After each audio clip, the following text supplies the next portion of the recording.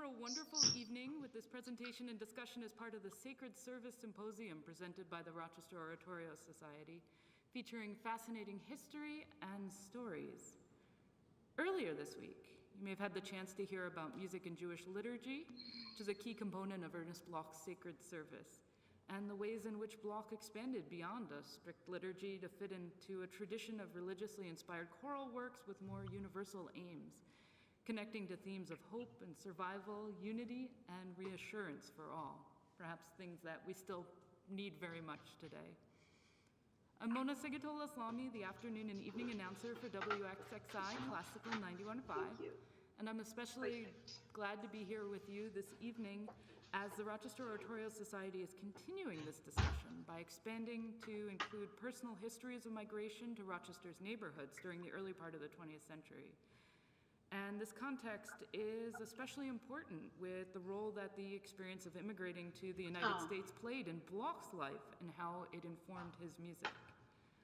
I also just love learning about Rochester's rich history, and I've always been fascinated as well by immigration stories in my own family, from those long ago over the generations and to the more recent experiences of my father and his brothers coming to the United States from Iran in the 1960s.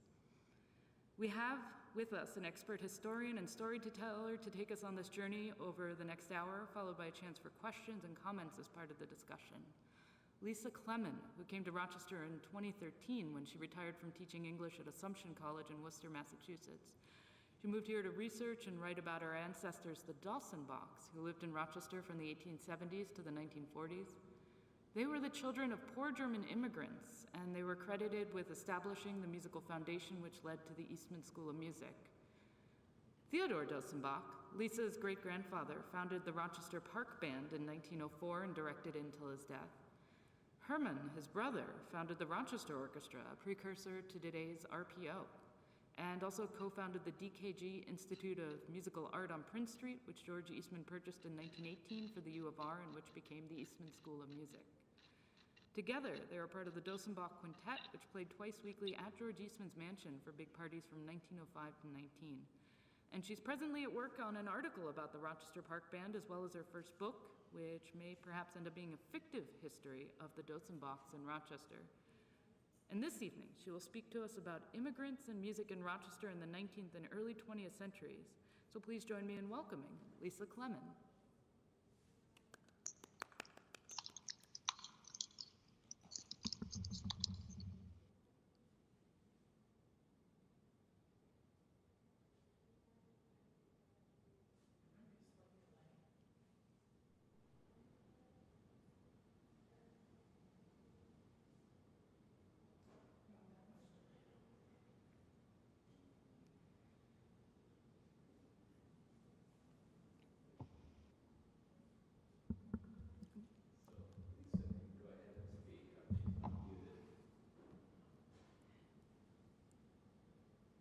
And thank you for your patience as we do figure out this hybrid event.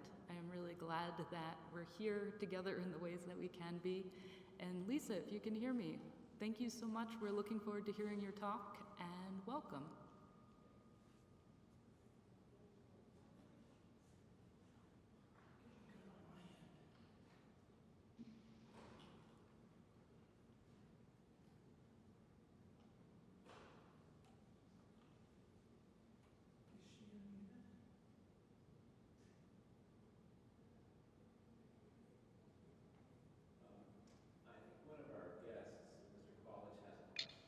Okay, we have a question already as part of the discussion, which is really wonderful. And that's also, we will be sharing discussion and stories of immigration in Rochester and in everyone else's lives here as well. Go ahead. Mr. College, maybe you could give it in person, unmute and give it his clip.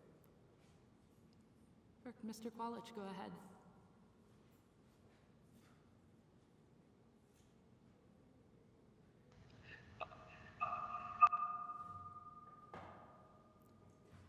And perhaps am I muted or no? Thank you.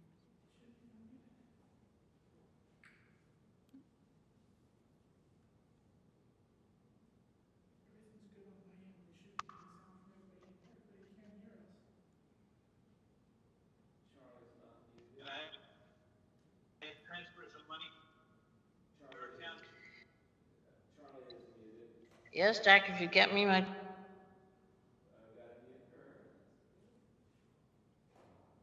Good, okay, so, Charlie, do I need to unmute you? Should not need to. Everybody Because, should be coming and straight because through. Lisa is unmuted. Let's try that and see what happens. Okay, please unmute, I can't unmute you. Okay, everything's good on my end. Okay, so Lisa could try to talk now.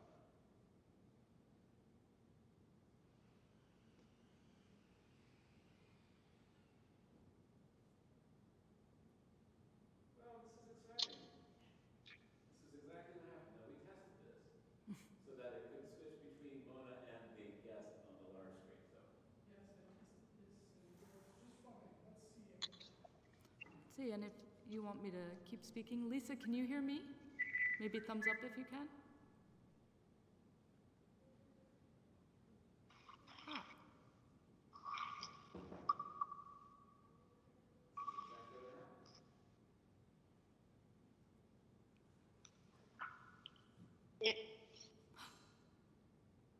hey, everybody. If they can't make the sound work, we'll just do it ourselves and I'll give my talk. So don't worry. It's Working now. it's It's working. changing, but it's working now. It's working now, Mona. You can let her know. okay, so I don't think she can hear me though. Or can you hear me, Lisa?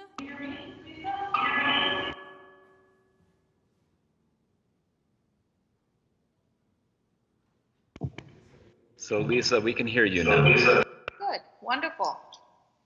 Hello, everybody. Hello, I gave you a wonderful intro, but go ahead. But we really don't hear you. So if Mona's introducing me, just FYI, I don't hear that at all. But if you want me to start my talk, whoever's out there, I'll start it whenever you want. Hi, Lisa. This is Eric. Please start. Okay, I will begin my talk. So Eric, I'm going to share my screen. I'm going to open the share tray, Eric. Sure, that works. I would like to record this.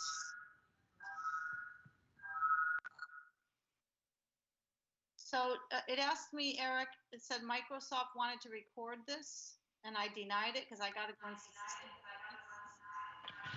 No, you need to let it record that, please. Hold on, everybody, while I go in and just change into. Eric, do you know what I have to do in system preferences to allow that? So you go into your Apple settings Yep. for privacy and security. Okay, got it. Good. Enable Microsoft Teams. Okay. Do that. And that will bring you your presentation. And if you need sound with your presentation, when you share the image, also include the computer sound. You'll find a switch for that when you share. I don't see anything in security and privacy about enabling Microsoft. Yes, that's in the settings if you allow your Apple to record.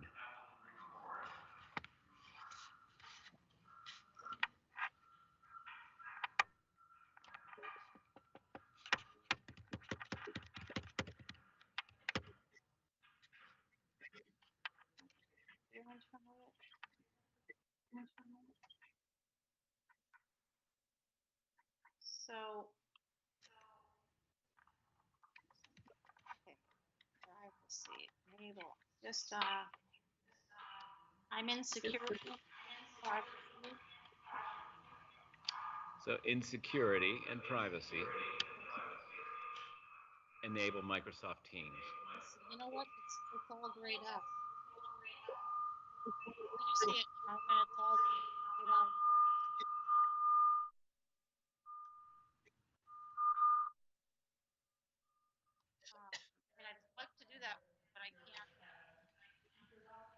Yeah, my speakers are up.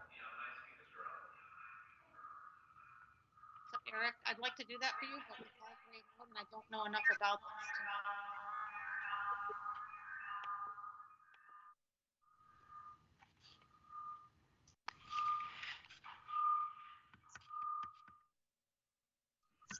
So I think it won't work with the television sound up, Charlie.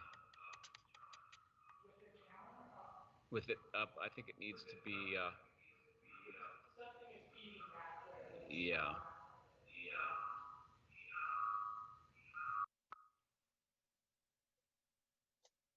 I'm going to try it again and see if I can screen and share tray.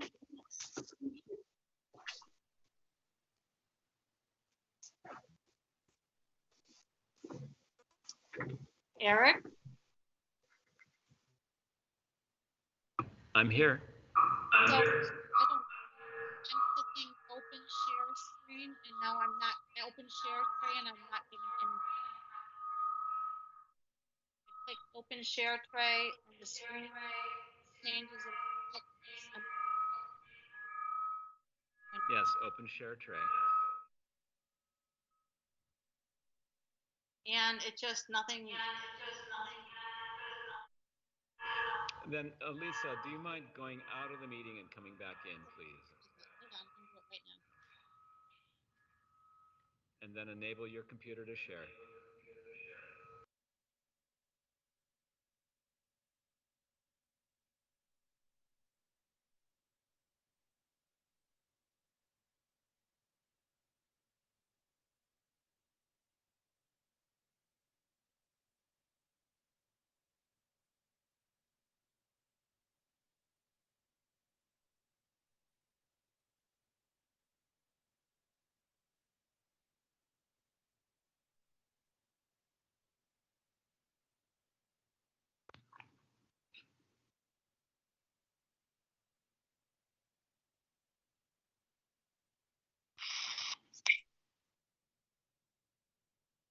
Hello, everybody again.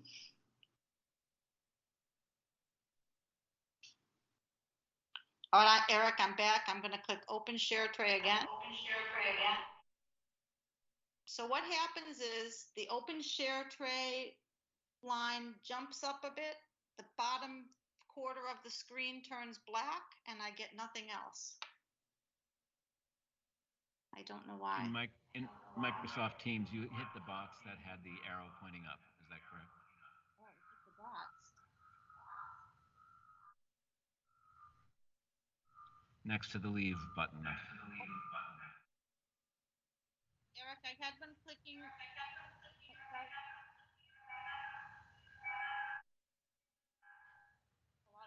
When I clicked the three dots.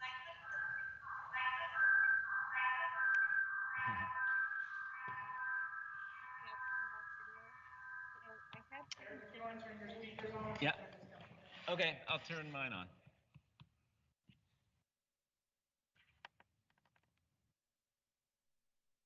So, are you there, Eric? Hi there. Yes, I'm here. So I'm the three dots don't help me to open my share tray. The arrow in the box says open share tray. And I'm clicking on that. And it should say share content.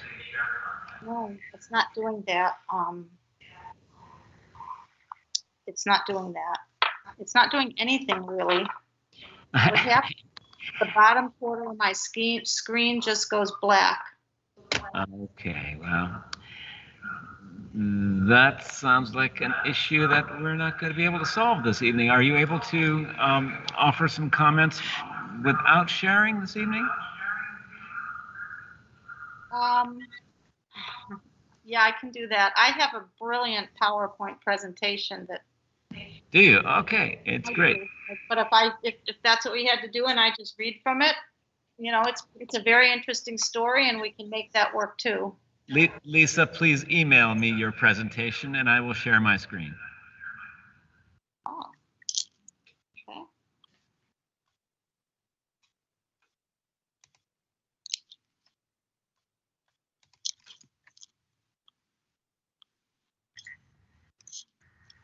This is technology as spectator sport. We never expected to be doing any of this. Do you realize that 16 months ago we didn't know we needed any of this? It's very true. Right. So We're all experimenting, aren't we? yeah, and we're all still smiling, so that's the main thing. Okay. I'm about ready to email it to you. Let me just send it. 2021-610. Okay. I work from Keynote and I'm sending you the PowerPoint. That's why I had to look for it. No worries. I will put my email address in the chat, okay? I put your email address. It's a little bit of a large file. It's going to go as a Google Drive link. That's okay. Send it along. That's all right. I'll find it. It's loading in. It is a little bit of a large file. That's okay. I'm an opera guy. We can handle it. So you do know that we're getting a lot of feedback here? Yes, but once we start with your presentation, it should go away. Do you have earbuds by any chance or headphones? Do I have headphones? Yeah. No, I don't. Okay. All right. Well, I'll watch for your presentation. It's about halfway loaded in. And when I do it, it's going to be really good. So everybody stick with us. I'm just watching it. I could start talking. Do you want me to just start doing it? And if you can load it in, you would? Well, that's a superb idea.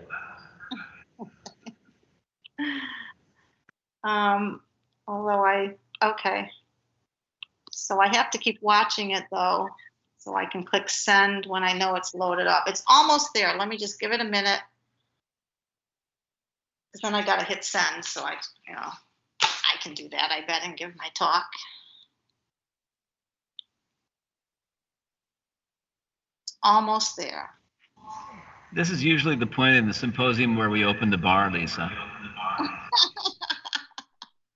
I'm just drinking tonic water, and I should have put gin in it, shouldn't I?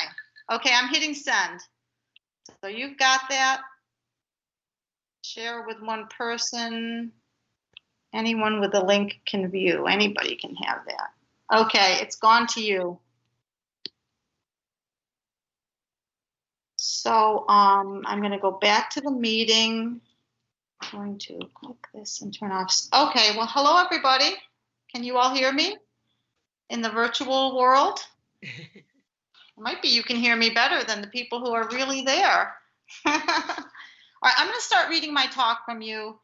And, if the PowerPoint goes on, great. If it doesn't, the way I give talks is by storytelling. So I'm hopeful that my words will pull you in and it won't be hard to listen to me for an hour without the really good pictures I've got. So, and I didn't hear if Mona introduced me, so I'm just going to go ahead. So today's talk is going to contain two sections. The first shorter section is going to be more creative. I've got a series of 3 fictive history vignettes about my ancestors, which are meant to make the people and the times come alive for us. And the second and more substantial section is a more typical presentation with the photos and all the historical information. I wanted to let you know so in the beginning you didn't feel lost, like what's going on. And before I begin, I would like you all to consider your immigrants. And by that I mean the person within your family lines or people who were the ones who left their homelands and got on the boat or the plane if it was at that time and came to this country and settled, and they're the reasons why you're here right now. Consider your immigrants. Who were your ancestor immigrants who left their families and homelands and came here to settle? Think of them during this talk. Where were they from? Think of their countries, and if you know the cities and towns and villages which they left to come here, where did they settle? The neighborhoods, the streets, the houses. And then remind yourself, they were real, just like us, maybe braver. They were real people who faced situations and who did things and who contemplated what to do and afterwards probably questioned if they'd done the right thing. Who were your immigrants? I'm going to tell you about my immigrant. So today's talk is about my ancestors, the musical Dosenbachs. I'm going to tell you who they are just to start with so you know. They lived in Rochester from 1870s to the 1940s. Theodore, my great-great-grandfather, and his older brother Herman Dosenbach especially, but also Otto and Adolf, were well known in Rochester at that time as musicians and orchestra leaders. Herman, in particular, is often credited as laying the musical foundation in Rochester, which led to the Eastman School of Music. Theodore founded the Rochester Park Band in 1904 and conducted it till his death. Herman founded the Rochester Orchestra, which was the precursor to the RPO. Herman also co-founded the DKG Institute of Music on Prince Street, and that is the school that George Eastman purchased and made into the Eastman School of Music, and the DKG faculty were amongst the first teachers at the Eastman School of Music. Look at that. Look at that, everybody. Eric, you are a dream. So that's me in the middle, and I mean these little pictures come out of me to be almost like thought bubbles as I think up my ancestors. And that's them.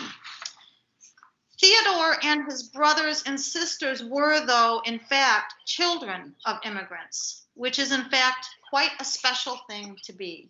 And so let's begin properly with my immigrant. Eric, are you going to be turning these slides, or you're going to do it, right?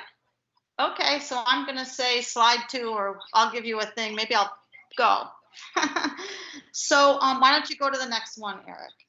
I'm going to begin properly with my immigrant, who I'm presenting to you as one example of the many immigrant ancestors who came here to build a life for, for us, the descendants.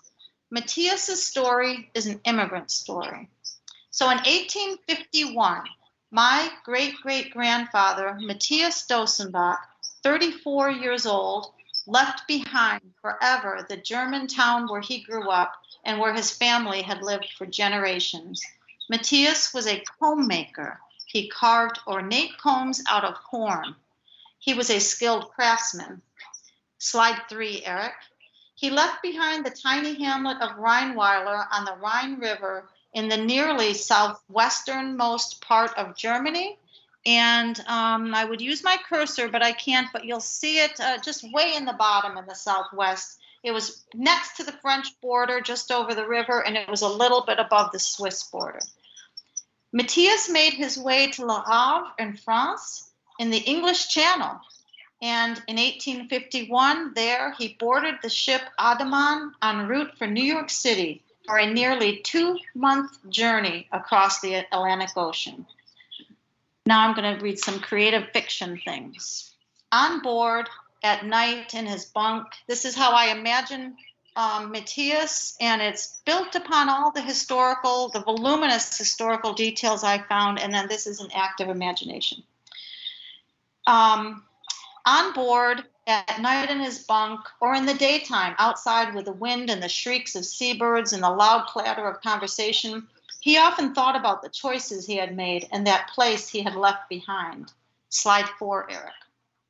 This is called Leaving Baden Behind, and there is Matthias. It has been many weeks since he and the others on the ship left France, and during that time, Matthias has had plenty to think about. What a strange experience it has been to want a fresh start, to get a fresh start, and then to be jarred with the realization that your fresh start means that you must leave all of your past behind. So much past.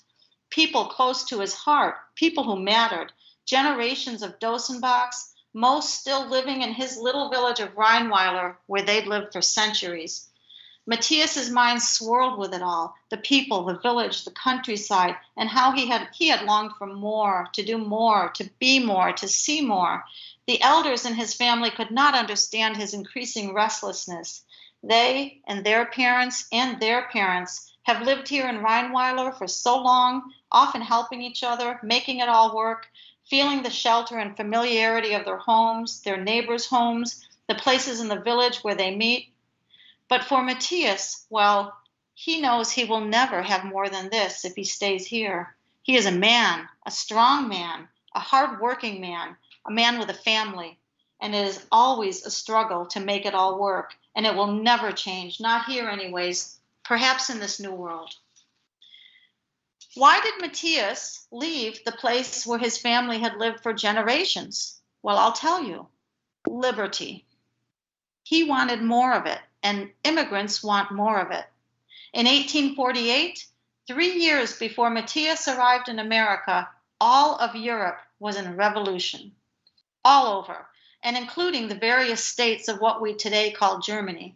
All of these revolutions were squelched in 1848. And then in the next year, 1849, revolution erupted again, but this time specifically in this little place of Baden in the southwesternmost part of Germany. It was the only place in Europe where the revolutionists were able to take over the government for a short period of time, a matter of weeks or actually maybe months, where the military turned on the government and joined the insurrectionists, and the Grand Duke was sent skedaddling for a while. But then the Prussians and some Hessians and some others came down from the north and took back the government buildings and battled the revolutionists town by town, chasing the revolutionists into France and over the mountains into Switzerland, bedraggled, hopes dashed, hungry. And I'm going to read you the second fictive history vignette. And this is on the boat. As Matthias is on the boat, there were other revolutionists on the boat, and this is a conversation, an imagined, based on facts, conversation. I am telling you this. I was there. I saw this happen. Yes, me too. I was there. There were maybe 500, maybe 600 men, peasants, and tradesmen, it appeared, marching into Heidelberg with their muskets, some with scythes, I kid you not, holding them up into the air, shouting, demanding action. A large group of men, fellow revolutionists, also sailing on the Ottoman to New York, are engaged in a heated conversation about the recent revolutionary activities in Germany. A farmer says, I was there too, in Heidelberg. I am a farmer from the outskirts of Heidelberg, and I was in the city to negotiate prices for my goods. I saw them, the mob of men, enter the city. I wasn't with them originally, but I agreed with what they were doing, and so I joined them, marched with them up the streets. We gathered in a grand mass at the headquarters of the Burgomeister, the mayor. We demanded his presence. It was incredible, I tell you. We thought we could simply demand the change we wanted, hundreds of us shouting, gesticulating. And then a miller joins in. I didn't join it. I didn't know what to think about it. I am a miller and was delivering grain. I will admit, though, I have sympathy with what the insurrectionists are fighting for. Still, I didn't join them, perhaps from fear, perhaps from my own cynicism. I watched from the entrance of a nearby business, and so, from my vantage point, I could see the inhabitants of Heidelberg, business owners, storekeepers, coming out of their stores, their houses. I watched them gathering together, pointing at the insurgents, and then walking determinedly up the street towards the disturbance at the mayor's headquarters. Well, they were not happy, I can tell you. Do you think they approved of 600 peasants and workers arriving en masse here from somewhere else, thinking they could disrupt our daily activities? Slide 6, Eric. The farmer says, I was so caught up with the demands and fervor of the marchers who I had joined that we didn't notice the approaching inhabitants with their own muskets, many with long iron objects.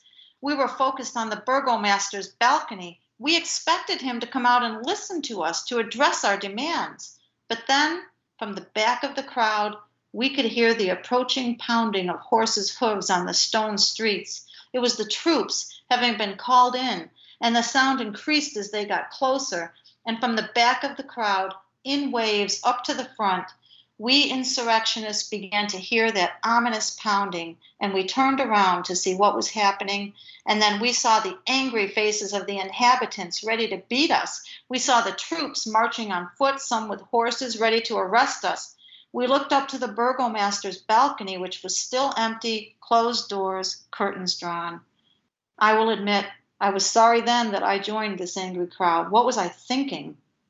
The miller replies, you cannot blame the Heidelbergers. They had their businesses to protect, their livelihoods, their homes. And the farmer says, Well, in any case, everyone dispersed and it was over for the time being. Of course, there were more battles to come. Slide 7, Eric.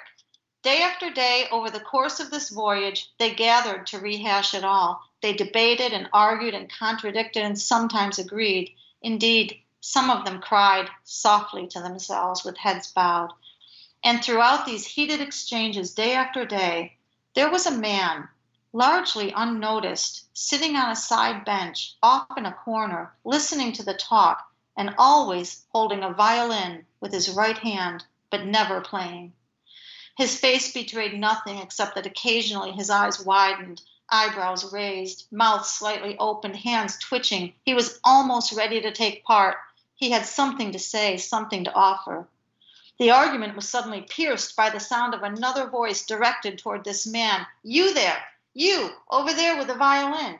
You're always listening but saying nothing. You were involved. In 1849 in Baden, I'm sure of it. Speak now. Surely you fought for a republic, did you not?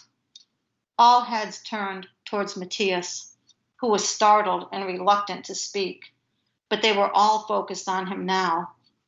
Thoughtfully, quietly, the men lean in to hear him. Matthias says, Yes, if you must know, I am from Baden and proud of it. And yes, I was there too. And I did my part for my family, for the young folk, for the hardworking villagers who have been struggling for generations to simply make ends meet.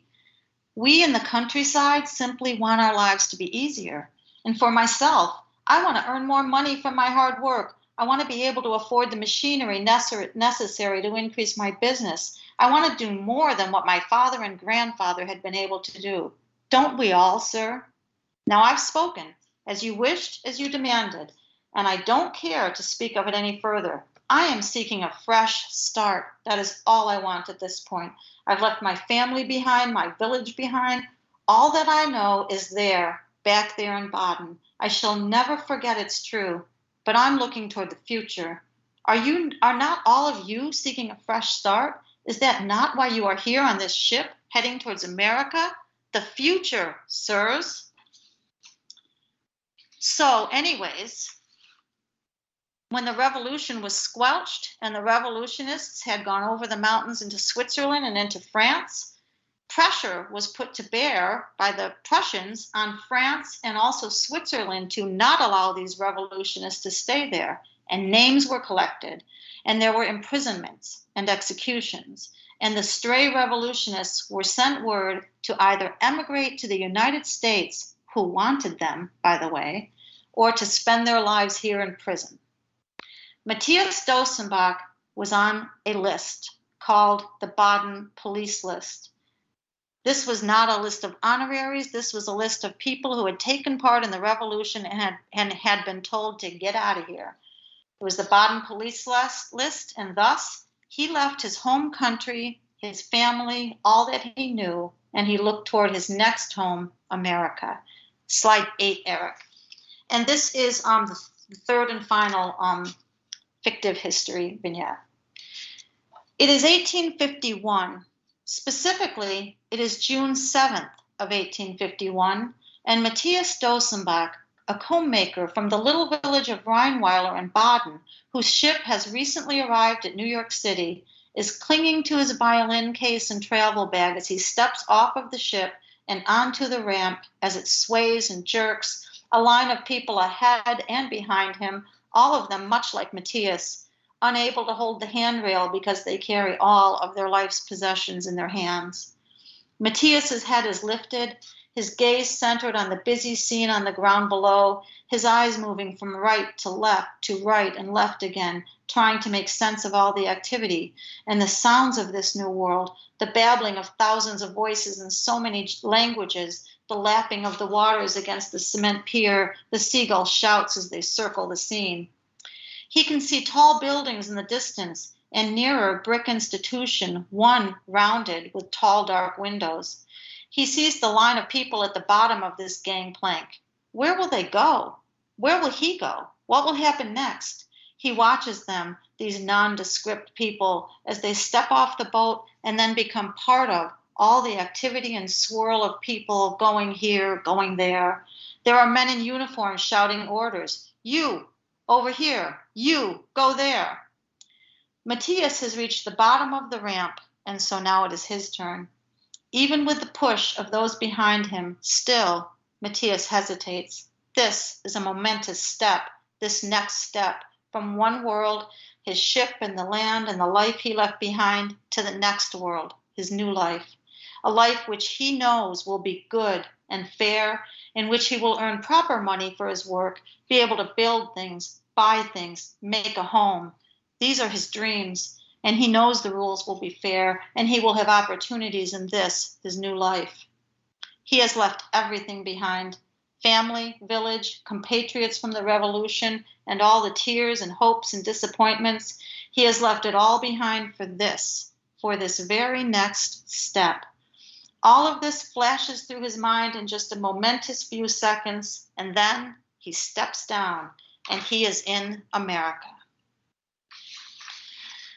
So we will find Matthias next in the 1850s, living in the Buffalo area, trying to make a living, but it is difficult and the rules aren't always fair.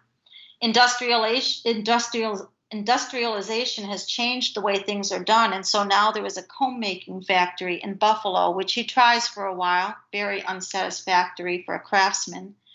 He also is learning the language. We can presume he has a thick accent, because in the 1855 New York State Census, he is named Motu Dosenbach, M-O-T-U-E. It was difficult for me to find this census because of the misspellings. Motu stymied me for quite a while until I considered the translation of his German name Matthias, which is Matthew. Imagine Matthias trying to communicate his name to a census worker who cannot understand him, and so who writes down a phonetic version of what he is saying. Matthew, Matthew, Matthew. Imagine what that's like for a grown man, a proud man. We're going to catch up with Matthias and his family around about 1870, where they live in Suspension Bridge Village in Niagara Falls, New York, where the family works together making homes, and for some extra cash, Matthias gives music lessons to his children and the neighborhood children. Slide 9, Eric, please. So this next section is called Immigrants and Children of Immigrants in Rochester, New York, but it's mostly focused on Matthias, and I'm going to tell you the Dosenbach story so you can see the legacy of Matthias's choice. And there'll be a few other immigrants that come join us. This family scene of the family working together, making combs and music, it was memorialized in a letter, which was written many years later to Herman Dosenbach by somebody who took lessons from Matthias at this time in Suspension Bridge Village in around about 1870. Matthias Dosenbach, the letter goes, Matthias Dosenbach was a very fine musician and gave lessons on the violin when not engaged in making combs, in which his entire family helped. I was about 8 years old when I used to trudge up to his home at night to take lessons on the violin. Mrs. Dosenbach played the bass violin, her sister the cello, and the two daughters played first, and the little boy, about 6 years old, and I tried to play second. The lad was so small, he had trouble holding his violin while playing. Slide 10. Eric, one day in the summer of 1872, Henri Appie, a Dutch violinist who had once played with Jenny Lind and who had become a prominent Rochester music teacher and conductor, was vacationing in Niagara Falls, New York, and was, on this day, fishing on the Niagara River in Suspension Bridge Village. This story of how he discovered Otto Dosenbach was told in the 1873 newspaper, the Rochester Express, and I'm going to read you the story that you see on that newspaper article. Otto's parents are poor but industrious Germans who lived at Niagara Falls till recently. When Mr. Appie was out on a fishing excursion in this vicinity last summer, he was walking dangerously near the high banks of the Niagara River and was warned that his life was in peril by a man walking past. Mr. Appie at once took heed and entered into conversation with the man, which was continued till the latter's residence was nearly reached. While they were thus conversing, Mr. Api's attention was attracted by the sound of a violin, and he at once listened intently. The man with whom he was walking, which, by the way, is, of course, Matthias, the man with whom he was walking informed him that it was his son, a mere boy, who was playing, and said that he thought he was considerable of a player and had endeavored to give him a few lessons, but was afraid he might teach him badly. He then asked Mr. Api if he knew anything about violin playing, and Api answered that he knew a little about it, upon which Mr. Dosenbach invited him to hear the boy's performances. The invitation was accepted, and the musician was astonished. Api soon convinced the father that he did know a little about the violin, and he begged Dosenbach to let his son take lessons, feeling fully assured that there was genius in the boy. The father pleaded his limited means, but he was finally persuaded to take a situation in Rochester so that his son could go into training. Slide 11, Eric. And so this is how little Otto brought the Dosenbachs to Rochester, New York. When the Dosenbachs arrived in 1872, they found a Rochester rich with German immigrants from the north and south of Germany, Catholic, Protestant, and Jewish, each group forming their own enclaves while also contributing together to the Rochester economy and social scene, which included the Germania Singing Society, the German Harmonic Society, with performances in German, and the Menachor Musical Society, all giving public concerts in Corinthian Hall, along with the Dramatic Schiller Society and with its grand performances in Turn Hall. Perhaps the musical Dosenbachs enjoyed the festivals, musicales, masked balls, bands, and street parades, and felt at home with the German schools, businesses, and neighborhoods. Slide 12, please. How thrilled the Dosenbachs must have been to discover that they could both celebrate their own heritage and speak their native German language, while also endeavoring to become a Rochesterian American. Rochester was abundant in German newspapers. I apologize ahead for my bad German pronunciation. I've got to work on it. Rochester was abundant in German newspapers. The Rochester Germania, the Daily Beobachter and Weekly Beobachter am Genesee, Der Anzeiger de Norden as well, to name a few. There were more. Slide 13, please. By the time the Dosenbachs arrived in Rochester, Rochester's German immigrants had already founded churches and schools where their children could learn both their new English and their parents' German language. St. Joseph's Parish School, the German Lutheran schools, the Brith Kodesh Temple, the Realschule, with noted historian Hermann Pfafflin as director. Economically, the German immigrant population formed breweries and fermentation and ice companies, established shoe, clothing, tailoring businesses, Jewish primarily, in storefronts along the north end of the Main Street Bridge, with much of the work done at home within families. They grew world-recognized nurseries and optic companies. They built farms, some raising pigs, and others raising cows and producing butter, and as well worked as carpenters and masons, cabinet makers, buttons, and basket producers. Slide 14, please. In the 1870s, the Dosenbachs could have purchased insurance from the German insurance company, and by 1884, they could deposit their money in the German-American Bank. Like many newcomers to a new city, the Dosenbachs moved quite a bit, and their locations are, in fact, a travelogue of typical German immigrant experience in Rochester at the time. Slide 15, please. For a time, they lived at 17 Vaux Street, which you can see here, just north of downtown, which is near Baden Park, a choice which must have had something to do with Matthias's Baden birthplace. The above photo shows the property in 2013, and the two lower photos show houses just up the street. And in fact, I've been able to, by talking people who remember that house, which on 17 Vaux Street, which still existed into the 1960s, I've been able to verify that their house looked just like that little white house right there. And they had 9 children. So there's an immigrant experience for you, 9 children and the 2 parents in this cute little house.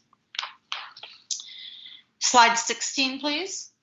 They had a few other houses in the northeast section of Rochester, but by the 1880s, the Dosenbach family had found their way to 66 and then to 93 Sanford Street, which may be this blue house. I can't really tell because sometimes streets got renumbered. In 1893, Regula, Matthias's wife and the mother of the family, moved her family to 6 Nicholson Street, today called Nicholson Park, in the tree-lined neighborhoods and streets created by Ellwanger and Barry in today's South Wedge, and next to the Swilberg neighborhood, where German settlers fed swill to their pigs and scooped rich silt from Clinton's Ditch for their gardens. In 1906, after the matriarch Regula Dosenbach died, some of the children continued to live there until 1910. And I show you this picture of the German house because I used to think that the Nicholson Street house existed in that parking lot just beyond the house and had been torn down. And I've said that all along in my talks. But last summer I took a walk along those streets, and I can't remember my reasoning, but I concluded that they may have lived across the street. So that's a thing I'd like to solve, is exactly where their house was. If anybody has any hints and can help, that would be great. And while they were settling into their new but now permanent home city, a young man named George Eastman was there too, but not the wealthy George Eastman that we know. He was a young man whose father had died when George was a boy, and who then had quit school at the age of 16 to help support his mother, who was running a genteel boarding house and rented properties. At this time, the 1870s and into the early 1880s, George was working in the daytime, but at night was experimenting with photographic chemicals and wet plates in his mother's kitchen, and then developing his roll holder, as well as a camera that everyone could use with a name that everyone would remember. Slide 17.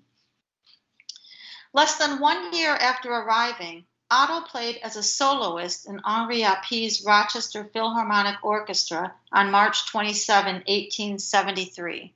Otto was 11 or 12 years old. This was a musical time period, and Rochester was a musical town. Throughout the 19th century, Rochester was filled with families who played music together, like the Dosenbachs, and raising children who were going to have a great musical influence on their time period and into the 20th century. First, there was the Perkins, each named Joseph. You see him in the upper left. Father, son, and grandson, each who were band leaders of the most prominent band in Rochester. The first Joseph Perkins helped to form the very first band in Rochester in 1817. There was also the Schenks, a German immigrant family who played music together. It was not unusual at all, especially in German immigrant families, but also others, in Italians and like that the families played music together. One of the sons of the Schenk, Ludwig Schenk, will go on to be one of the preeminent musicians and conductors in Rochester, forming the Rochester Symphony Orchestra. There was also the Hochsteins, a Russian immigrant family who played together in the home, and the son, David Hochstein, began taking violin lessons at the age of 5. So we're talking about immigrants and the children of immigrants. And speaking of Russian immigrants, by the way, what about David's aunt, Emma Goldman, the anarchist? I got to bring her in, who spent decades working to make life better for the working class. In fact, from the 1870s and for several decades, the musical scene was fueled by immigrants in Rochester, especially German immigrants. Otto, at this time, also began to travel, playing in other towns, including in Buffalo, New York in 1874. In 1877, at 15 years old, he gave a well-advertised grand concert as the headliner. This is slide 18, Eric. In 1877, at 15 years old, Otto gave a well-advertised grand concert as the headliner in Rochester's Corinthian Hall. Slide 19, please. In fact, Otto played all over New York State, as well as in neighboring states in Canada and out into the Midwest. He was known as Rochester's wonderful boy violinist, and he got ecstatic reviews everywhere. He was called a wonder of genius.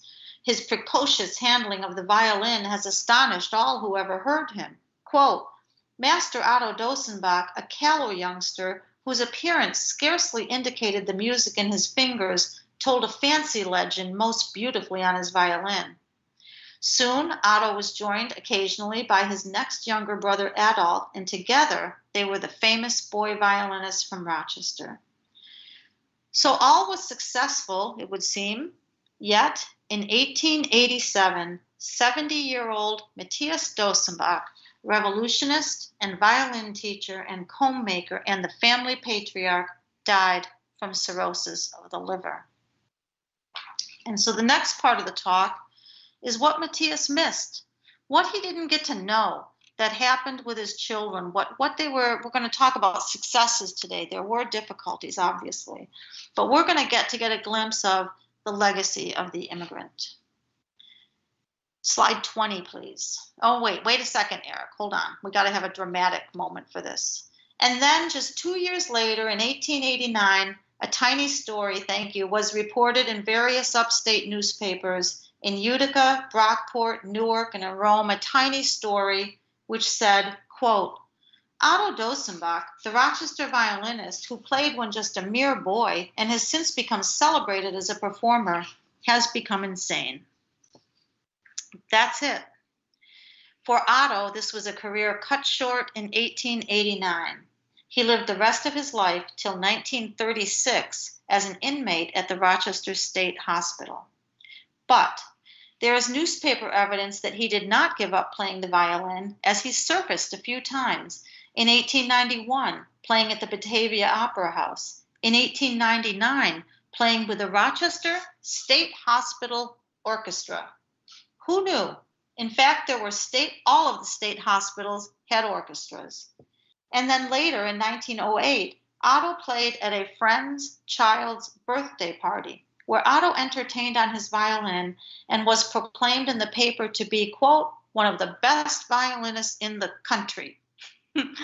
And actually, the birthday party that he played at was for a little girl who happened to be the sister of Elizabeth Holohan. Some of you may remember her as a historical figure here. And she was a little girl at that time, and she certainly would have been at this birthday party and heard Otto. Slide 21. Let's zoom out and take a broader look. In 1890, George Eastman, slide 21, please, Eric. Let's zoom out and take a broader look. In 1890, George Eastman began construction on his first building in Kodak Park, having introduced his Kodak camera 2 years earlier in 1888. And during a span of just 4 years, from 1887 through 1890, Ellwanger and Barry donated lands for the creation of Highland Park, and the Children's Pavilion was dedicated. Frederick Law Olmsted's firm was hired to design the Rochester Park system, and the Lyceum Theater held its first concert, and the Glenhaven Rail Line began and brought people to the grand hotels and dance halls dotting the shores of Lake Ontario at Manitowoc, Grandview, Crescent Beaches, Island Cottage, and Ontario Beach Park, and further east at Somerville, Windsor Beach, and Seabreeze, to name just a few. I'm going to keep going. You know, if we get the slides, we get them, but I'm just going to keep going. And think of the Ellwanger and Barry immigrant story. Another part of immigrant stories was the partnerships that immigrants formed to get things done. Ellwanger and Barry were a German immigrant teamed with an Irish immigrant to create these vast nurseries that they did. And then let me compare them to Bausch and Lomb. Can you guys hear me? Oh dear, everybody's frozen on my screen. Oh, I'm going to keep going. So Bausch and Lomb were two German immigrants who teamed up together and to create, obviously, Bausch and Lomb. But interestingly enough, they worked with the Germans that they knew in the home country, both working with the technology that was there to bring it over, but also bringing German workers from the home country back to Rochester to build this factory. So slide 22, please. Let's zoom back in now, because also in 1890, a 22-year-old Hermann Dosenbach, the next youngest brother to Otto and Adolf, gave a violin solo at a most important event, a select musicale at the 878 East Avenue residence of Mrs. A.M. Lindsay of the Sibley, Lindsay and Kerr department store. And this house still exists on East Avenue. It's easy to spot as you drive by. The musicale was a benefit for the Home for the Friendless, which is today's Friendly Home. Herman, son of poor German immigrants, appears to be hobnobbing with the wealthy and culturally minded citizens of Rochester. Slide 23. In fact, Herman, often remembered as charming and humorous, was adept at garnering the patronage of the famous, wealthy, or music-minded. His earliest patrons were the Wadsworths of Geneseo. He played occasionally throughout the hunting season and for the annual hunt ball. Herman taught Susan B. Anthony's niece, and there is one letter where Susan B. invites Herman to call at her home on Monday evening. Slide 24, please. Another important benefactor was Emily Sibley Watson, who established the Memorial Art Gallery in the memory of her son, J.G. Averill, who had died in 1904 of typhoid. Herman Dosenbach was J.G.'s friend and violin teacher, and this is a picture of them together on the back steps of the house on Prince Street that no longer exists. Finally, and of course, Herman's greatest patron would be George Eastman, the Kodak King of Rochester. As the 1890s moved on, the Dosenbach Orchestra, created by Herman, was primarily a dance or society orchestra and played all around. Thousands of events I've got documentation of.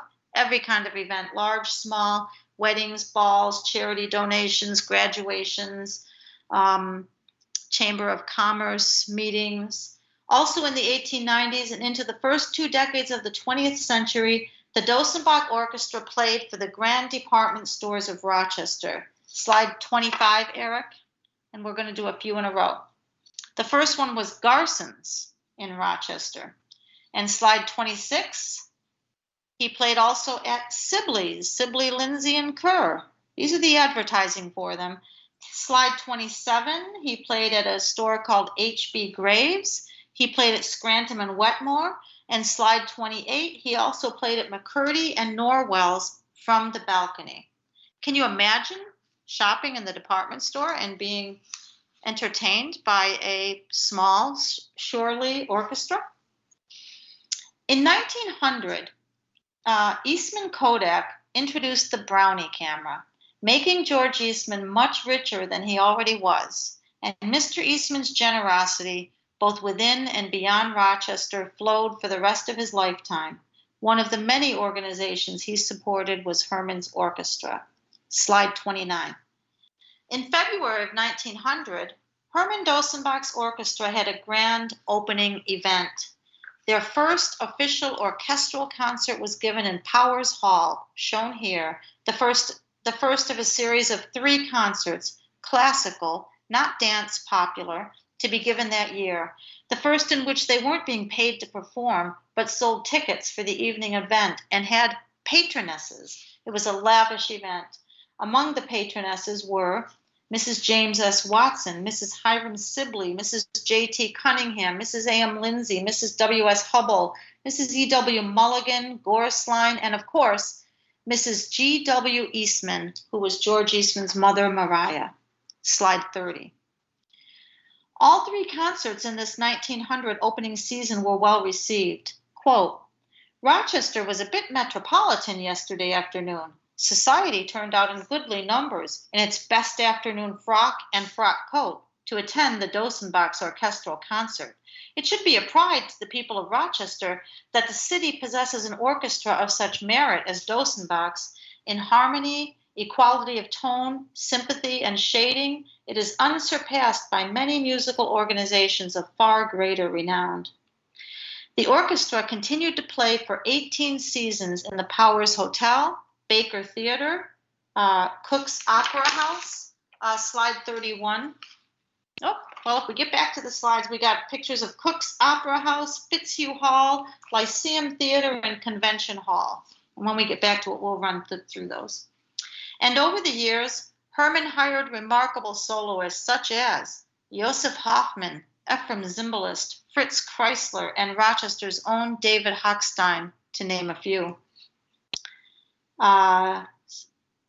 At the same time as Herman's orchestra was taking off, his younger brother Theodore, who is my great-grandfather, was regularly playing the bass. There we are. Kind of tiled a little bit, but there's Cook's Opera House, which some of you may remember. Actually, I think it was torn down in the 1980s. And you can keep moving past those if you're able to, Eric. To the next, there's the Lyceum Theater, inside and out. There we go. And there's Convention Hall. And I use this Convention Hall picture. Of course, this is Jiva today. But notice the sign there with all the lettering on it.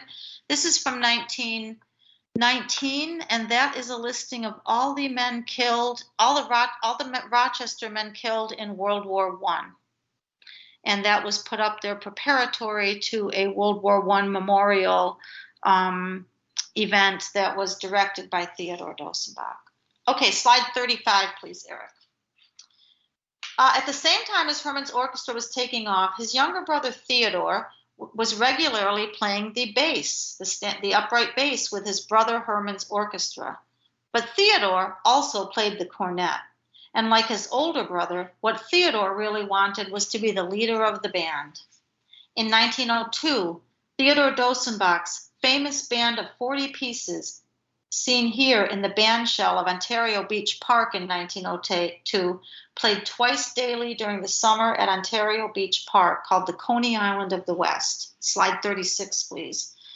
The New York Central Railroad sponsored these Ontario Beach events, advertising them throughout the state and bringing thousands of people from the city and surrounding towns. A $1 train ticket would get you, for example, from Lockport to Ontario Beach and back home again, as well as pay your admission into the park, where you could see ball games, matinees, parades, vaudeville, fireworks, and an exhibition of a living centaur, half horse, half man. I'd pay $1 to see that.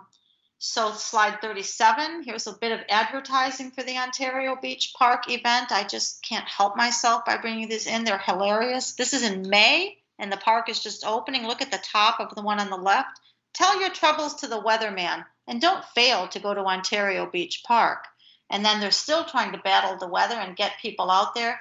King Rain is still reigning at the beach, but Old Soul is expected to dethrone the rascal any minute. I just love it. Go to the next one, Eric. And notice this one with all the white space. It just fascinated me, and a little bit in there telling you about the fireworks. And then the next one I leave there because you must see it like I do. Onatory Beach Park. This is a lesson to proofread your work because your spelling errors will live forever. All right, slide, where are we? 39. Slide 39. Did I get all of that? Yes. Meanwhile, by the year 1900, Frederick Law Olmsted's firm had designed an emerald necklace of parks throughout Rochester, and over the next few years, bandstands were built in all of the city parks. And then, in 1904, Theodore Dosenbach founded the Rochester Park Band, which was funded by the city of Rochester. We were the first city in the state and one of the first in the country to municipally fund a park band. It was indeed a great moment in time. Theodore's park band played at all of the Rochester parks. And now we're going to see a bunch of the bandstands in the parks. So slide 40 is Seneca Park, a bandstand which you might remember. It was torn down in the 60s. And in the photo on the left, that is Theodore, most likely because of those uniforms. That's the park band uniforms, and so that's Theodore conducting the park band. Slide 41 is Maplewood Park. Oh, do I have it wrong? That's Genesee Valley Park. Look at that bandstand designed by architect Isaac Stern, which is gone. Eric, can you go back one? Because there might be a Maplewood Park one, just back one, or maybe I got them mixed up. Oh dear, now we're way back. Yeah. Let's go down and we'll find that one. I guess I got them mixed up. You did it right, so we are now at 43, please. Oh, there it is. So, okay, go to the next one, please. There we go. So there's at the top right is the bandstand that was in Maplewood Park, and just go to the next one. We'll just move through I think these. that's very cool. Yeah. That was cool. Look at this. This was in what is today's Edgerton Park, which is, of course, not what it used to be. And this time it was called Exposition Park. Look at that bandstand. How could anyone have taken that down? Can you imagine seeing a concert there? And the next slide, whatever number it is. And this at the top is the Glen Haven Resort on Irondequoit Bay, where they played quite a bit. But of course, the bottom one is Highland Park, and this is the only bandstand that is remaining.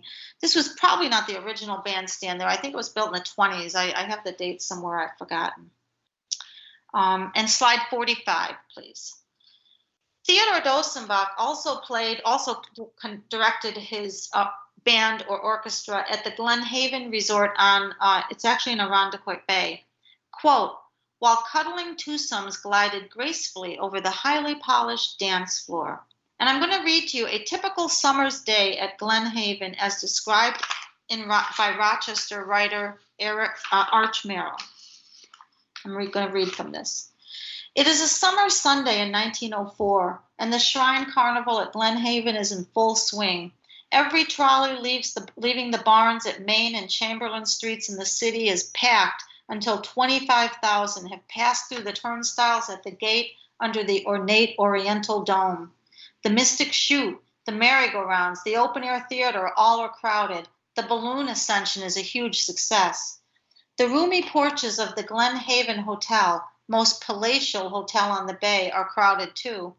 In the big dining room, tall, smiling Henry Reuther, the proprietor, and his prince of head waiters, Fritz Valls, who once served Queen Victoria in another dining room across the sea, greet the guests.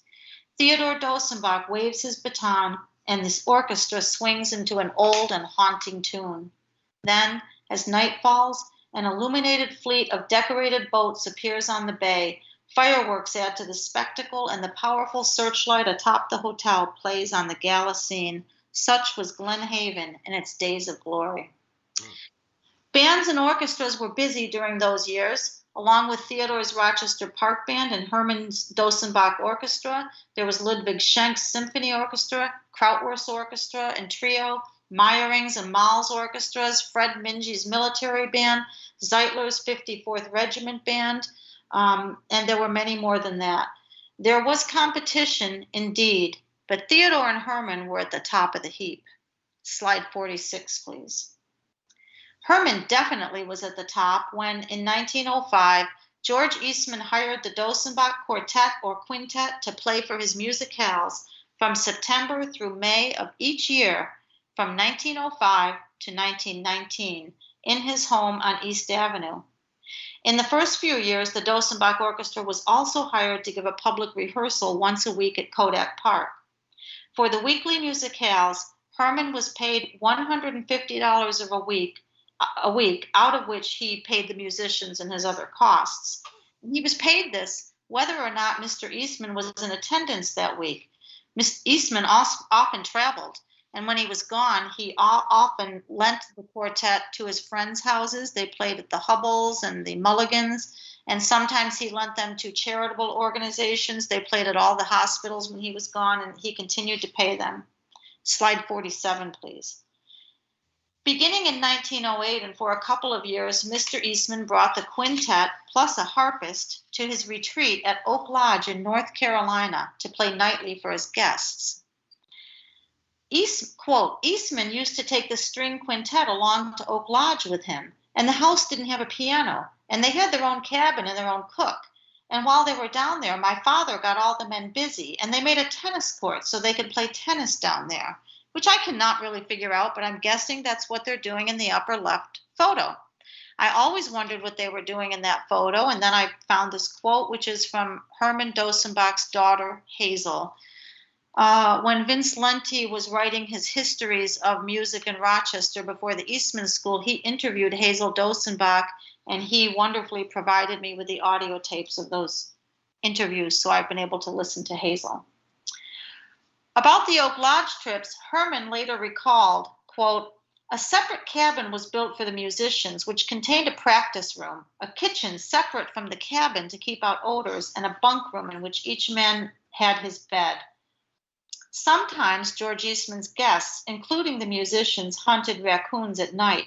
Quote, as there were poisonous snakes in the region, the hunters wrapped burlap bags around their legs for protection. Theodore Dosenbach carried a cornet and sounded it when someone strayed away from the party so the straggler could find his way back. And one more quote about that experience. The musicians in North Carolina gave one concert a week at the village church where the whites sat in one section and the blacks in the other. Mr. Dosenbach Herman recalled the faces of peoples who came from miles around and who were peering in through the windows of the church because the inside was filled. Slide 48, please. The Dosenbachs also played at Mr. Eastman's parties. In 1905 at a housewarming party to show his newly built home. And in 1914, both Herman's orchestra and Theodore's park band played at George Eastman's New Year's party, the biggest party ever held at Eastman House. 1,200 invitations were sent. A dancing pavilion was built. You see that at the top of this. Everything you see in these pictures that was built was taken down the next day. Wow. The east porch was also enclosed and connected with the dancing pavilion so that the dancers could dance from the conservatory right around to the farther end of the porch. And there were 2 platforms at each end for musicians, one occupied by the Rochester Park Band in their cream-colored uniforms and the other by Herman's Dosenbach Orchestra, of 40 pieces for that night. Slide 49, please. In 1911-1912, Herman and family spent a full year in Europe, paid for by George Eastman, Rush Reese, and others, so that Herman could bring back to Rochester all the latest European musical trends and ideas. Huh? And when he returned, things got serious. His orchestra was reorganized and renamed the Rochester Orchestra, managed now with a board of eminent citizens headed by University of Rochester President Rush Reese, and of course financed by George Eastman. Slide 50. And the following year, 1913, Herman and a fellow musician, Elf Klingenberg, founded a music school on Prince Street, eventually called the DKG, Institute of Musical Art, when Oscar Gereisen joined. In 1918-19, George Eastman purchased this school for the U of R, and it became the Eastman School of Music. And Herman's orchestra would, within the next few years, sort of morph into, well, it doesn't morph, it's just a precursor to the Rochester Philharmonic Orchestra. Slide 51. Over the years, the Dosenbach Rochester Orchestra and the Park Band had a busy schedule of events. And I'm going to tell you about a whole bunch of Rochester events. They played for Hobart commencements in Geneva, opening exercises of schools, Rochester City Hospital donation events. They played at a concert in 1906 after the earthquake for the San Francisco sufferers. They played dance music into the wee small hours at the Pittsford Town Hall, the Brockport Normal School, Masonic balls. They played in Albion for the after Easter dancing party. Now, I've never been invited to that kind of a party. In 1903, they played at a Rochester State Hospital donation day, where I wonder if Herman and Theodore caught up with their older brother Otto. And many, many more events, literally thousands. They played slide 52. And I'm talking, I suppose, here more about the Rochester Park Band. Along the shores of Lake Ontario, they played for different business outings, the annual Machinist Day outing, the Rochester Railway Company picnics, the Sibley employees picnics, the formal opening of the Hotel Ontario. They played at the Infant Summer Hospital benefit at the Windsor Hotel, quote, for the sick babies in the hospital down by the lakeside. They played for 15 to 20,000 Oddfellows at the Oddfellows Day. And I'm going to read you, I think I need to start cutting a little bit for time. I've got to read you this anyways. On a very rainy day at Ontario Beach Park, they played for 300 Buffalo businessmen and politicians, during which they all frankly got really drunk, as described in a hilarious newspaper article, which is very long. Here's a little tiny part of it.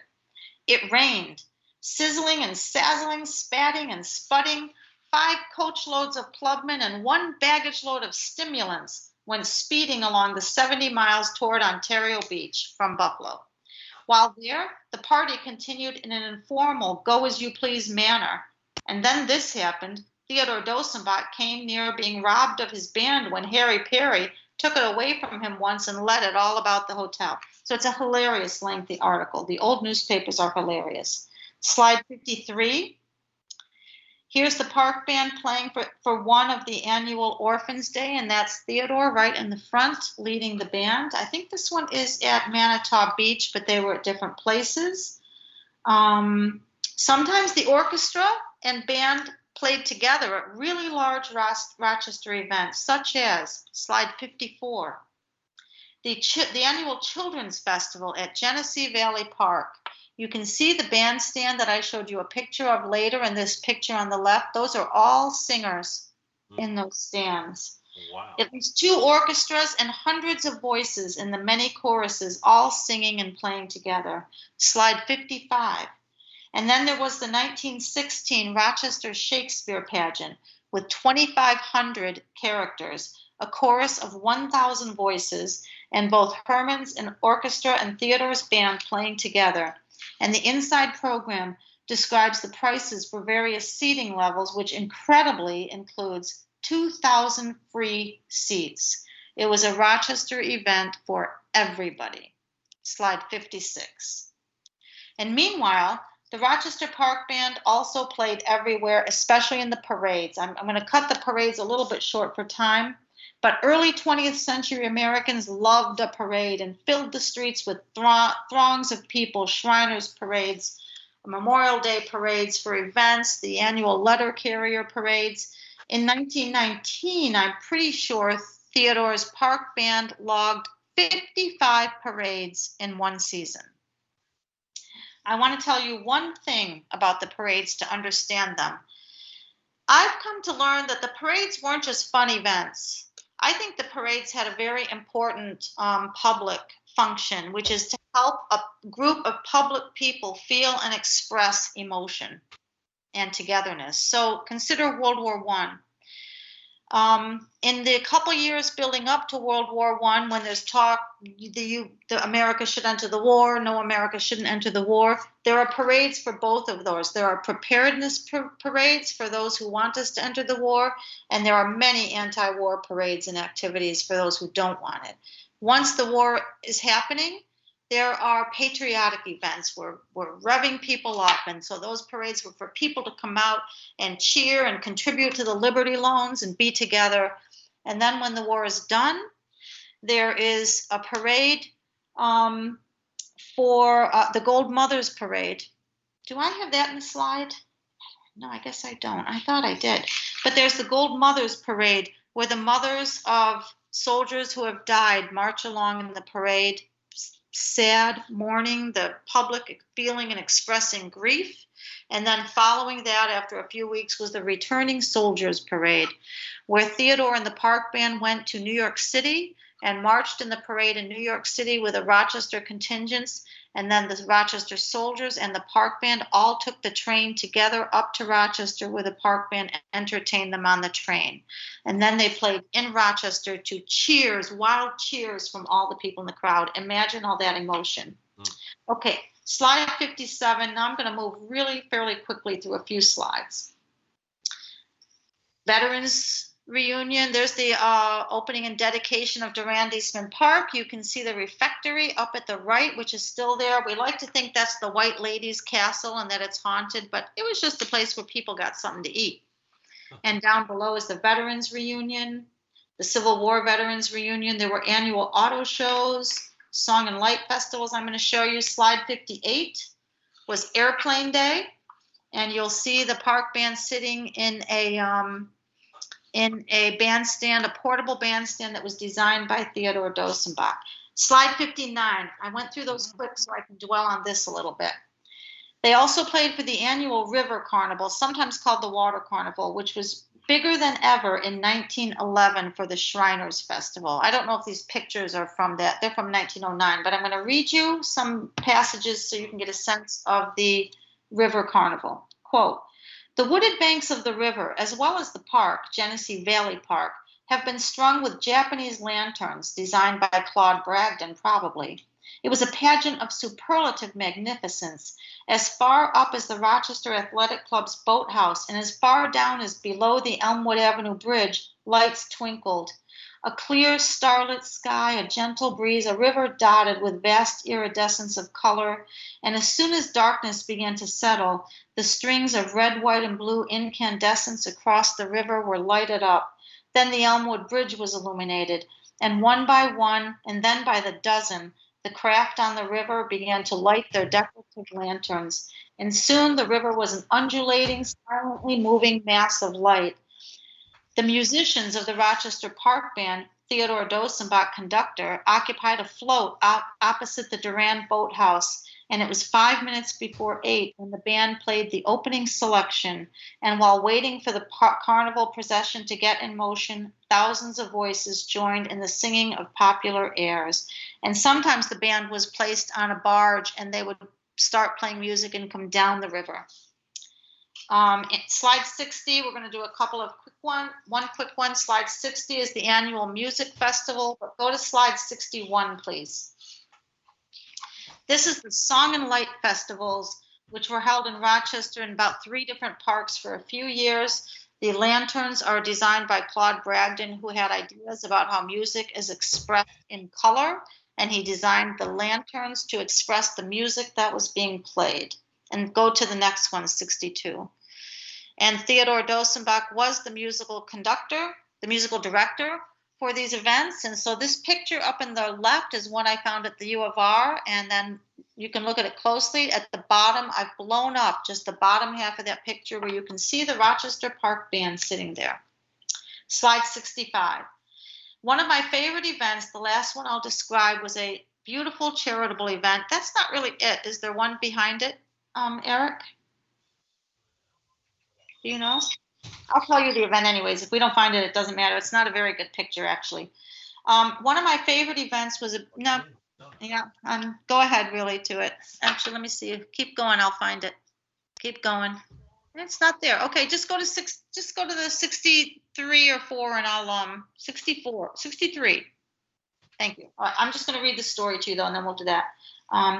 In the late 19 teens, and much earlier, beginning, I think, around 1903, on Christmas Eve, Theodore and his park band, accompanied by Rochester's Santa Claus, who was Frank G. Newell, and other dignitaries, drove in trucks offered for use by the Rochester Stamping Company on Christmas Eves. They drove throughout the neighborhoods playing Christmas carols, pausing at Mr. Eastman's and Mayor Edgerton's house and others, visiting the Home for the Friendless and the Rescue Mission and the hospitals, and delivering presents to the special children at St. Mary's Orphan Asylum and the other asylums.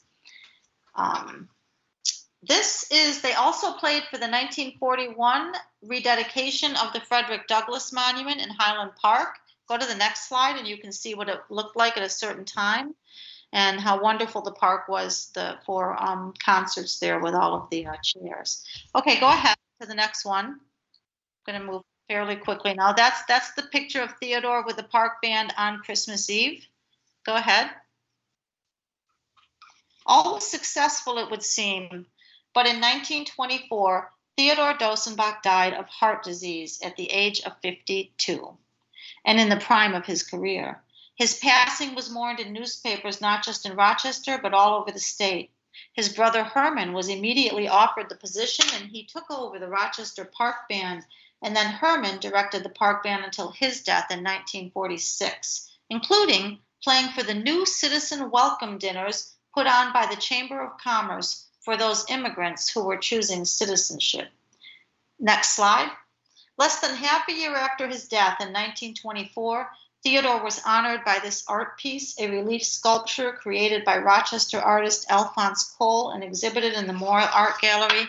And I've never been able to find it. If it exists, if anyone knows anything, let me know. Next slide. Over the ensuing years, there were many tributes to Herman. I got to go fast.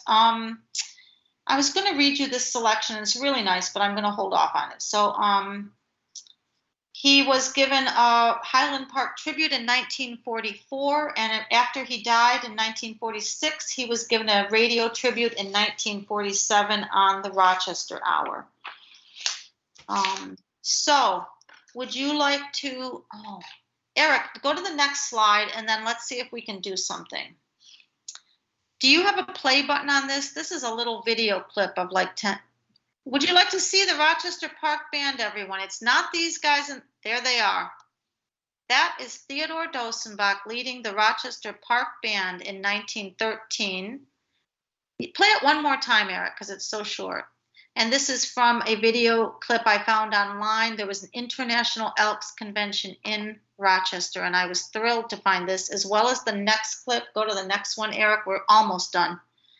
And would you like to meet Herman Dosenbach? It's on the next clip.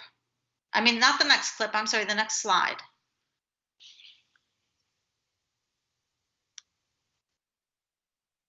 Okay, so I'm going to tell you when Herman comes into view. There's been a photo op. I mean, there's been a speech and photo ops, and now all these guys are going to go shake hands with the important international elk men. And so Herman is going to come in from the right. Hello, right there. Hello, Herman Dosenbach. He's staring directly into the camera for a moment. There he is, smiling at us. He goes off to the left. Now we're going to see him again, and he's focused on the camera and saying hello to us. That is Herman Dosenbach, my great-grand-uncle. Okay, next slide. And so we return to where all of this began, to the family and to Matthias. Matthias and his wife Rachel Regula are buried in the Mount Hope Cemetery in the upper right. Otto Dosenbach, our little childhood prodigy, is also buried there, but is unmarked, and we only discovered that in the Mount Hope Cemetery paperwork. But we will always remember Otto and what he did to bring the Dosenbachs to Rochester, and we will always remember Matthias and honor his legacy that he didn't get to know about, but that step that he made off of the ramp into the new world. We want to thank Matthias Dosenbach for doing that for us. And I hope that you will thank your immigrants for doing that for you and all that they sacrificed and gave. And that's my talk. Thank you very much, everyone. I don't know how much time we have questions, or if Mona's around to moderate that. Or if Mona's around, I mean, if the sound is happening. I understand it. We're all doing such huge experimental things using this technology. It's really amazing. So, do we have to cut off, or should I? So, hello. Can you hear me or no? Not yet?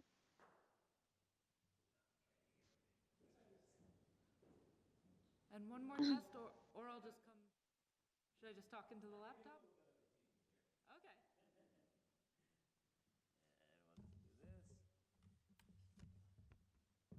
Hi, it's good to see you.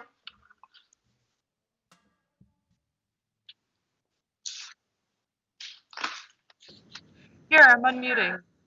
How's everyone doing? I can hear you, Mona. Good. Oh, good. Yeah, thank you for a wonderful talk, for all that you did to present for us. And I'm sorry that you didn't get to hear a wonderful intro that sang your praises and celebrated really what the Oratorio Society is doing by connecting this piece of music to so many different experiences, to the Jewish liturgical experience, to the immigrant experience, to Ernest Bloch's personal experience, as well as to this sort of grand tradition of choral pieces that may belong to a specific tradition, but then start to speak to a larger human experience. So I do want to open up if there are any questions, but are there stories that there are to share from our project so far, collecting immigrant stories? Tonight's the kick. So that's, I was saying, you may know from Eric that we're collecting immigrant stories from Rochester, kicking off now, perhaps inspired by having heard about Lisa's story with Matthias and Otto and all that have done so much and inspired. Think back into your family, dig into the history, share some of that. She said some people came here at great challenge and expense. I think, though I should talk to, my dad came here very comfortably and had a nice host family in Cornell, though I think the young man from Tehran, Iran, was a little bit shocked to be staying with someone who had squirrels in their freezer in the hills above RPI before he settled into studying electrical engineering. And met a nice Irish Catholic girl from New Jersey and ended up staying here, and that's where my family comes in.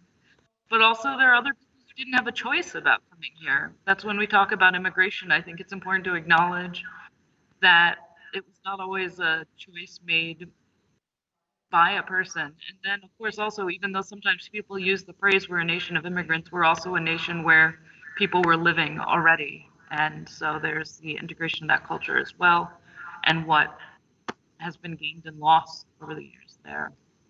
But I want to open it up. Are there questions about musical life or about the way that this connects to what you're studying and singing and thinking about with Ernest Bloch?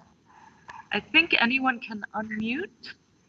I'm pretty good with Teams, but I am not so good with this kind of touchpad mouse. It doesn't do well with me and my tremor. So anyone can go ahead. I actually have, if I can be useful, I have one quick question. You mentioned the rededication of the Frederick Douglass Monument. When was that? That was in 1941, I'm pretty sure. 1941. Yeah. Because And that that's a when local the music. monument was moved from Central Ave to Highland Park.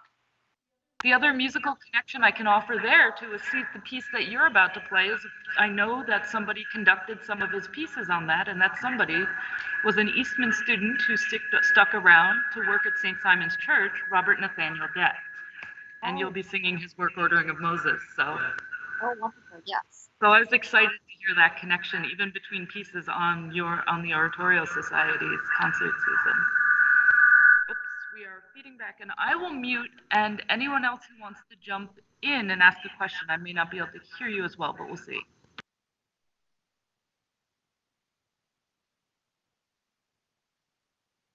Sometimes my talks give so much information that there's less questions because I've thrown a lot of information at y'all.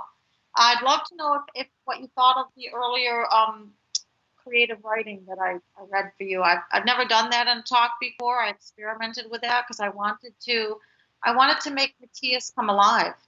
So feel free to give me any feedback, even critical, about that. And we do have a question here in the hall from Bonnie. So do you want to come join me on the laptop screen here? Yeah. We're really indoors, or maybe this is really the hall. It's such a pretty background. First of all, I really want to thank you for that fascinating talk. You know, I am a child of immigrants. I'm actually the only American born in my family. So it's personally very relevant. And I was curious about Otto. You know, we said it was a small clip that said he became insane. Do you know anything more about what happened? I do not know the nature of his insanity. Of course, those records are very difficult to get access to. Rochester State Hospital records HIPAA laws are applied to them even that long ago. I do have a few articles that suggest some strange behavior. I've wondered if it's alcoholism, but I don't really know. He had some no-shows too. I've got 2 or 3 newspaper articles where he's a no-show and you can tell that he wasn't good. So there were definitely some quirky things going on. And I would like to find the answer to. I know where that information is, and I want to get it. I'll just leave it at that.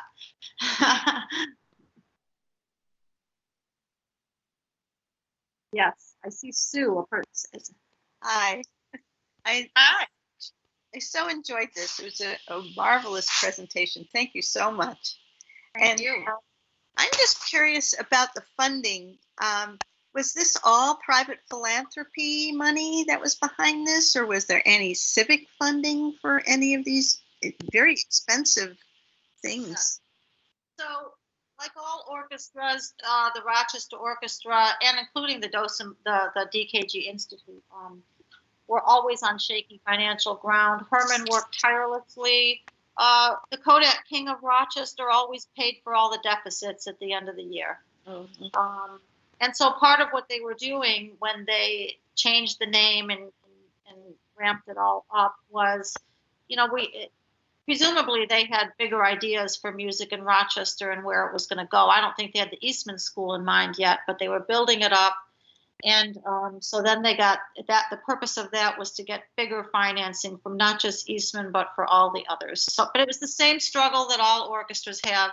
Now, the park band is a different story because they decided to municipally fund the park band. And I'm writing an article for that for Rochester History right now to show the gradation of not everything was paid for in 1904. I think it's by 1909 that Theodore Dosenbach becomes salaried instead of paid per concert, and I'm still trying to find that all out. But I'm not sure it was different then than today, financial wise. But the difference then is the vast numbers of people who want to hear these orchestras. But they still had many of those same issues, sometimes with attendance and things. It wasn't. But it was, it was a different time because this is before the recorded music, really, before radio. Music was live. People went to see the music, and live music accompanied all events, whether they were entertainment, business meetings, political. There were musicians there. There was a lot of work for musicians at that time. You could make a living. Yeah. Thanks. Yep.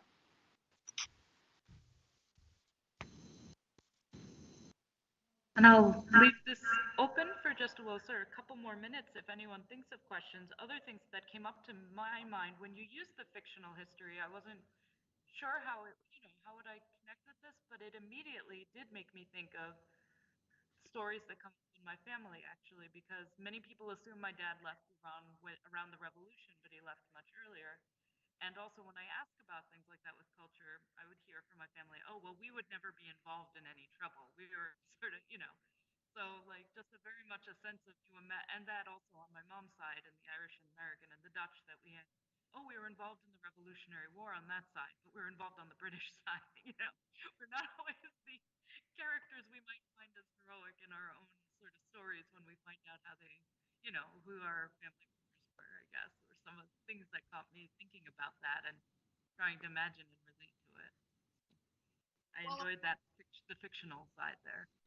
My sort of dirty little secret underlying the piece on the boat is that I don't know what Matthias did. I don't know what got him on that Baden police list. I'm hopeful there are German records, but that means going to Germany, hiring somebody to help me translate, find stuff. I haven't pulled that off yet. So I had to create the scene on the boat where everybody else is talking about it, but Matthias doesn't really say anything because I don't know what to let him say except general stuff that people would have thought. So.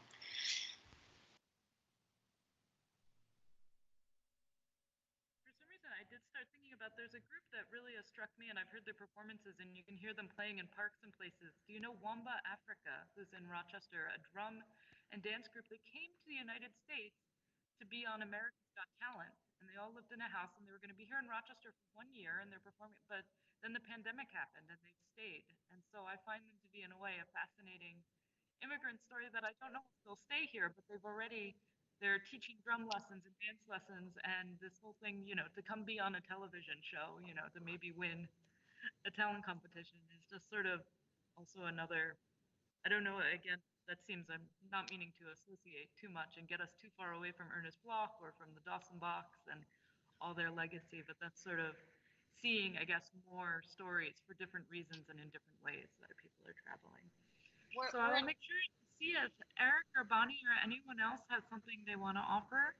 And you can otherwise also raise your hand digitally or actually if you want to add a comment. But otherwise, I really do hope you'll look into stories and share those as part of this project. Bloch himself, as you may have heard, as part of this, was a very joyful American immigrant and was very excited to be a citizen, wrote a 36-minute orchestral work called America, an Epic Rhapsody, composing a new hymn to his country. And he saw America as Native Americans, as pilgrims, as the Mayflower, as the Civil War was sort of the middle. And then he sort of, when he wrote this, 1926, to the future. And he said, quoted Walt Whitman, America, you build for the world, and so I build for you, I believe is the line. I would love to hear from any of you. If you have, often I give a talk and somebody has some information, things they know, you may correct me if I've got anything wrong, but I would love to hear from any of you. And so I'm going to read my email to you. And you can write it down. Feel free to email me. So it's my name, Lisa M. Kleman. It's LISAMAN, M as in Mary, KLEMAN. And and you could also get it from Mona or Bonnie, but it's LisaMClemen@gmail.com. And I would love to hear from any of you. I learn things that way. So thank you so much, Lisa. Bravo for this wonderful talk. Thank you to Eric Townell and the Rochester Oratorio Society. Thank you all for being part of this. And thank you, Bonnie, for working on this immigration process, and to our tech team behind the scenes handling all the very difficult challenges of this hybrid world. And again, thank you very much for this wonderful evening to connect to stories of each other and of our town and of your specific family that had such an impact. Thank you so much, everyone. And thank you to the immigrants.